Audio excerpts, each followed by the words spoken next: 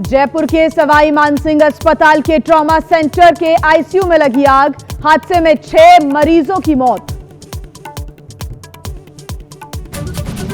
ओडिशा के कटक में 2 समुदायों के बीच हिंसा के बाद तनाव। 13 थानों में 36 घंटे के लिए लगाया गया कर्फ्यू। 24 घंटे के लिए इंटरनेट सेवा बंद। हिंसा के विरोध में वीएचपी का आज बंद। तेजस्वी यादव के आवास पर महागठबंधन की बैठक हुई। सीएम फेस और सीट शेयरिंग सब कुछ तय, जल्द होगा ऐलान।